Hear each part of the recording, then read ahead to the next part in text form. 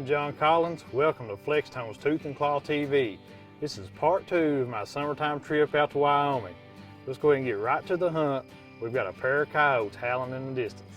We howled just a few minutes ago and had a pair of coyotes light up way back down that bottom down there. And we played a little bit of pup distress and had one come out on a ridge down there. It's probably 1,500 yards away, something like that. Maybe even farther, but we got one big ridge here that's cut the distance in half. We want to bebop down through there and get reset up, get to calling. Maybe we can call them back out again. So stay tuned. Hopefully kill some coyote right here. Yeah, now coming in.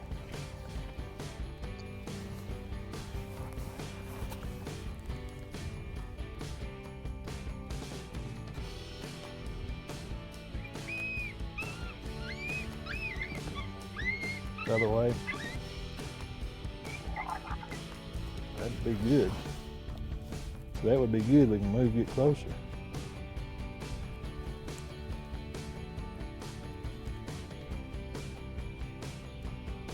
All right, we've cut out about 1,000 yards of the distance where we saw this coyote up here on top of this ridge up here. What we're gonna do, let's sit up right here in the edge of this sagebrush, and I'll take his Flextone call, and I'll set it out right there on the other side of the sage. Maybe we can drag him right down to the bottom.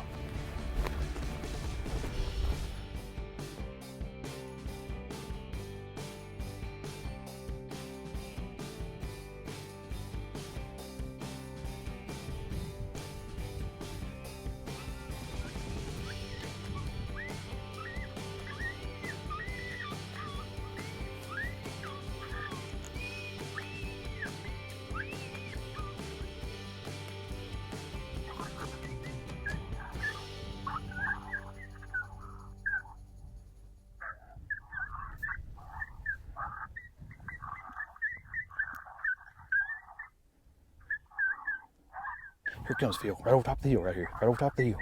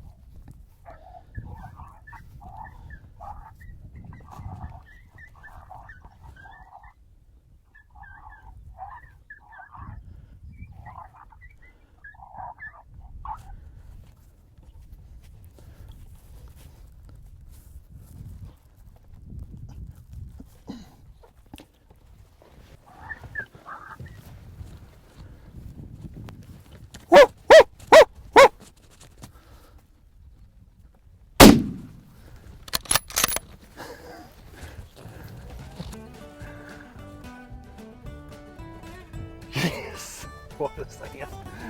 Oh, they come running right up here on top of us, didn't it? Yeah. Good grief. Good job, baby. Awesome. Yes. Well, Phil, I don't think you get to walk with me to get this, and I think it's just inside 30 yards. I'm going to grab it.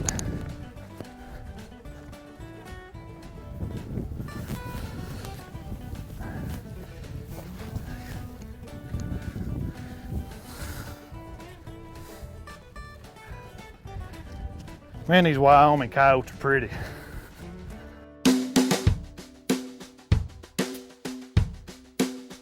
Hi folks, my name is Gabe Jenkins. I'm a deer and elk coordinator for the Department of Fish and Wildlife. Here today to talk about predators and predator management, specifically coyotes. And what we really wanted to kind of focus on were the coyotes' effect on our adult deer. We know that it does happen across the state. In our research, we've not been able to document some of our adult deer being taken by coyotes, but we realize it does happen. Coyotes are very efficient predators. We realize that when the majority of that predation comes into effect, it's usually late winter, early spring, when there's not a lot of habitat on the ground, specifically when it's really cold or snowpack.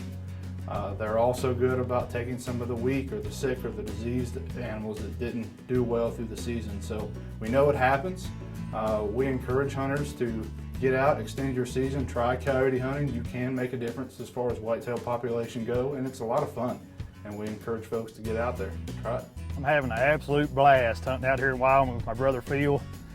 We went out a few days ago out in the afternoon hunt and killed a coyote. We went hunting yesterday morning, didn't have any luck.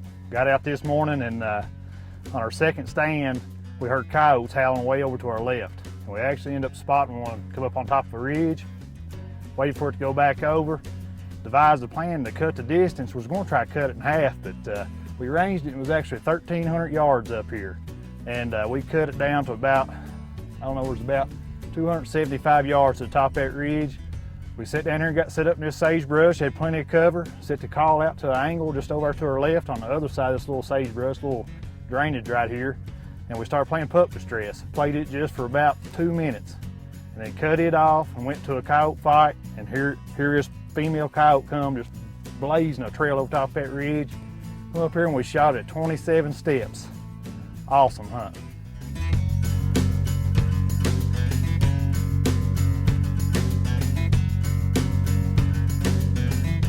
Now that was an exciting hunt. It's hard to beat a hard charging coyote. And I had so much fun out there visiting and hunting with my brother Phil. And the coyotes out in Wyoming, they're so pretty. And the country out there is just absolutely stunning. You best believe that I'm counting down the days for our next trip out. Thanks for joining us on Flextone's Tooth and Claw TV.